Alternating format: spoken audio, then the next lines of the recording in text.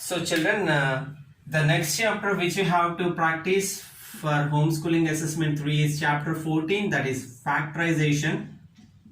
Very easy concepts, but my request is that don't take that much easy thinking that I can do everything, because understanding question is very important. So coming to the factorization, there exists a variety of factorization methods. So we have to check each and individual exercise and each and individual Roman of exercise. So in the factorization, first one is finding common factors. Okay, finding common factors, for which they give some terms of which we have to find the common factors. For example, I am taking 2y and 2xy. Okay, 2y and 22xy. So the factors of 2y are going to be 2 into y. For 22xy, the factors are going to be 2 into 22 into x into y. So here we have 2, here we have 2, so 2, and here we have y, and here we have y. So 2y is the common factor. 2y is the common factor. For example, if there is a number which is not easy to be degradable to factors, then you will follow prime factorization method. You are all learning this from your 6th standard and even from 5th. So if the number is not that much easy to be factorized easily, then use the method of prime factorization to get the factors, and then accordingly you can find the common factors. Okay, and the next concepts which we dealt with factorization is factorization. For example, they gave 7x minus 42 for instance.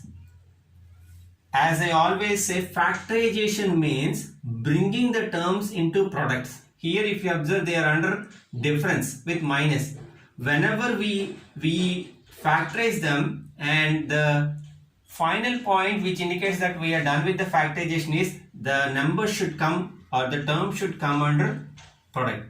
For example, if you take 7x and 42, 7x minus 42 we can write as 7 times 6, isn't it? This 42, 7 times 6. If you observe the term 7x and 7 times 6, we can bring out 7 as common.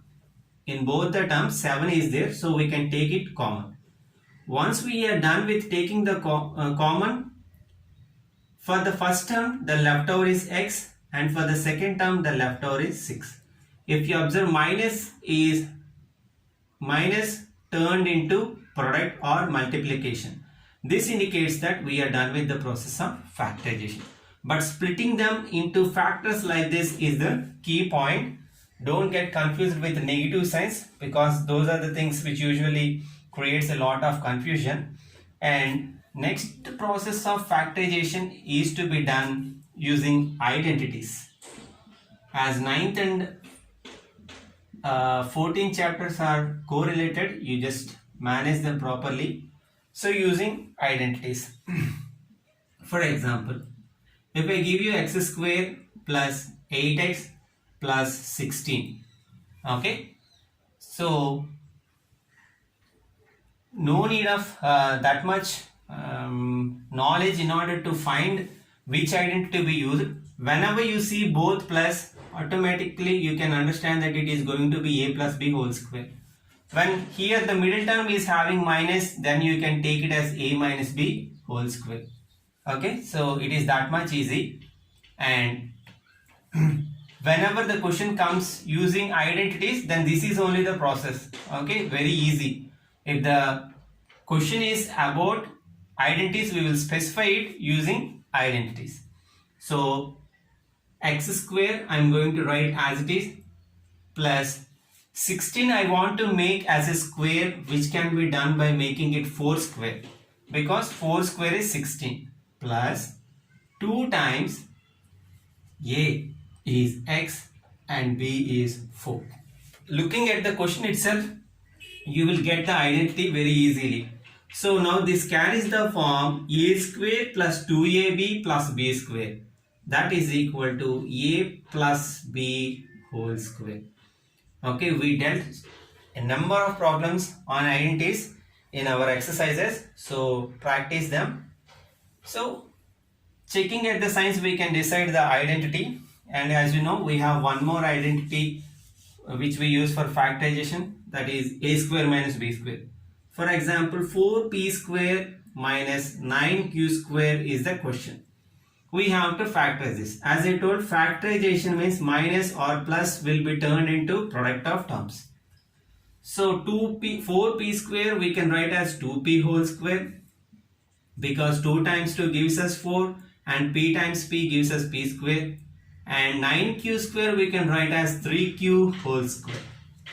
This is of the form a square minus b square, which is going to be equal to a plus b multiplied by a minus b. A plus b multiplied by a minus b. So what is a plus b? 2p plus 3q multiplied by 2p minus 3q. 2p minus 3q. So that much easy, children. And the other thing, without identities, factorization without identities, for example, p square plus 6p plus 8. Okay, p square plus 6p plus 8. 2 times 4. Because for example, if you want to apply a plus b whole square, the situation will be p square. 8 is not a perfect square, so there is no chance of converting it as something square. So this itself indicates that we should not use identities to factorize this. So even though they specify or not, by looking at the question, you have to understand factorization to be done using identities or not. For this kind of questions, what you will do, you will take the product of numerical quotient or quotient of square term and the constant term. As there is no quotient, we can take it 1, and constant term is 8. 1 multiplied by 8 is equal to 8. Okay, I think in most of the questions there is no this thing. I mean, there is no numerical quotient, so you can directly take 8. If you take both, the same will come. 8 is the constant term.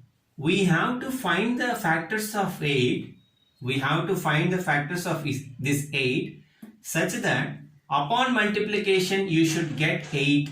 Upon multiplication you should get 8. And upon addition you should get this middle term 6. Okay, upon multiplication 8 should come. Upon addition, the numerical quotient of middle term 6 should come. For that, what you will take, if we write the factors of 8, 1 times 8, okay, 2 times 4, and again 4 times 2. So we will stop here. So if we add 1, this factor and this factor, 1 plus 8 is not equal to 6. So this is not at all going to be the favorable case. So if you take 2 into 4, it is going to be equal to 8, and 2 plus 4 is equal to 6. Okay, so this is the favorable pair of factors. So p square, instead of 6p, we have to use these factors, that is 2p plus 4p, because 2p plus 4p is 6p. And 8 you can write as it is 8 or else you can write 2 into 4 also. It's not at all a problem. Now we are going to take the first 2 terms. In the first 2 terms, we can take p as common, so that once we take out this p as common, inside you will have p for the first term and 2 for the second term and 2 for the second term. Okay, the same factor you will get here also. That indicates our procedure is correct. So in order to get that, what we have to do, we have to take 4 as common, because from these 2 terms, if we take 4 as common, inside you will have p and for the second term you will have 2. So p plus 2 is common for both, so I am taking it common, and the leftover is p plus 4. So the factorization of p square plus 6p plus 8 without using identity is p plus 2 multiplied by p plus 4. Okay, this is the way how you should factorize the given algebraic expressions which doesn't match with any identity, children.